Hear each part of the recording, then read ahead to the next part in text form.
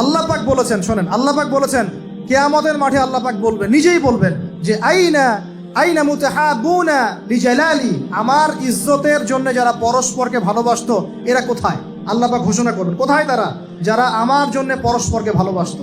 আল্লাহ বলবেন আলিয়াউমা, আজকে, আজিল্লুহুম, আমি ওদেরকে ছায়া দিব, ফি জিল্লি, আমার আরশের ছায়ায়। বলেন সুবহানাল্লাহ। ইয়াউমা লা জিল্লা ইল্লা জিল্লি, যেদিন আমার এই আরশের ছায়া ছাড়া অন্য কোনো ছায়া থাকবে না। মানে কিয়ামতের মাঠে আল্লাহর আরশের ছায়ায় ছায়া পাবে কারা? যারা পরস্পরকে আল্লাহর জন্য ভালোবাসতো। আলহামদুলিল্লাহ, এই যে আমরা এখানে আছি, আমরা কি একে অপরকে আল্লাহর জন্য ভালোবাসি না? আমি কি আপনাদেরকে চিনি? আপনারা কি আমাকে চিনেন? এই যে আপনারা আলেমন আমাদেরকে ভালোবাসেন, ইসলামকে ভালোবাসেন, কিসের জন্য বাসেন? আল্লাহর জন্য। এই আল্লাহর জন্য যারা পরস্পরকে মহব্বত করে, আল্লাহ পাক তাদেরকে আরশের ছায়ায় ছায়া দিবেন ইনশাআল্লাহ। আরো একটা নেকি আছে, বলবো? শোনেন, আরেকটা হাদিসে আসছে কিয়ামতের মাঠে স্পেশাল কিছু মিম্বর থাকবে। মিম্বর চিনেন? যেখানে দাঁড়ায় ইমাম সাহেব খুতবা দেয়, এরকম মিম্বর থাকবে। এই মিম্বর গুলো হবে নূরের মিম্বর। কিসের? নূর মানে কি? আলো, আলো, আলো, নূরের মিম্বর থাকবে। ওই কিয়ামতের মাঠে কি আলো থাকবে? এমনিতে মাঠটা তো অন্ধকার। ওই অন্ধকার মাঠে নূরের মিম্বর আল্লাহ পাক দিবেন কাদেরকে? যারা পরস্পরকে এই আল্লাহর জন্য মহব্বত করত। আর নবীগণ, শহীদগণ তাদের দিকে তাকায় থাকবে, তাকায় নবীগণ, শহীদগণ পর্যন্ত এই মানুষগুলোকে দেখে ঈর্ষা করবে, কাশ আমরাও যদি এমন হতে পারতাম। চিন্তা করেন, আল্লাহর জন্য পরস্পর মহব্বতকারীদেরকে আল্লাহ পাক এমন সম্মান দিবেন যেটা দেখে নবীগণ পর্যন্ত ঈর্ষা করতে থাকে। তাহলে আমরা কি আল্লাহর জন্য পরস্পরকে মহব্বত করতে পারি কিনা?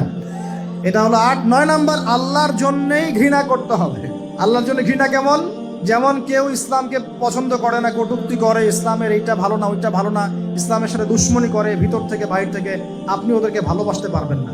যদি আল্লাহর দুশ্মনদের সাথে আপনার ভালোবাসা থাকে, তাহলে আপনিও আল্লাহর দুশ্মনের কাতারে অন্তর্ভুক্ত হয়ে যাবেন। এখন বলেন দেখি, সারা বিশ্বে ইসলামের দুশ্মন কারা? বলেন। গায়রিল মাগদুবি আলাইহিম ওয়ালাদ-দাল্লিন। মাগদুব কারা, দল্লিন কারা?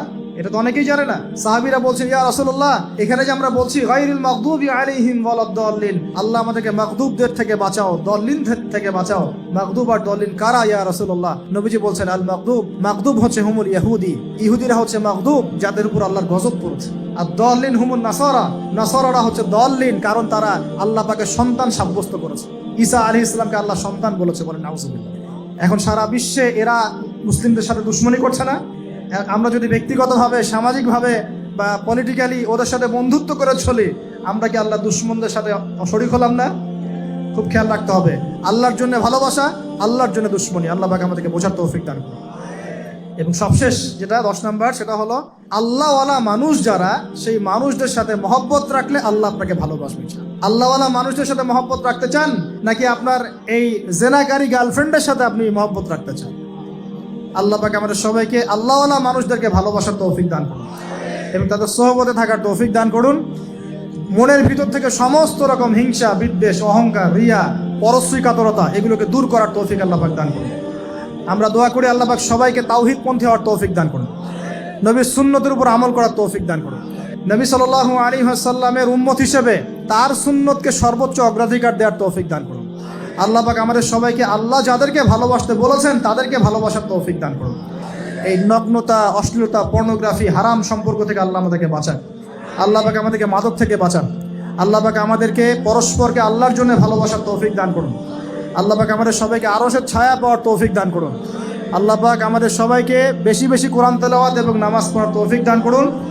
আসন্ন রমজানে আল্লাহর ইবাদত করে সমস্ত গুনাহ মাফ করিয়ে নেওয়ার তৌফিক আল্লাহ পাক দান করুন।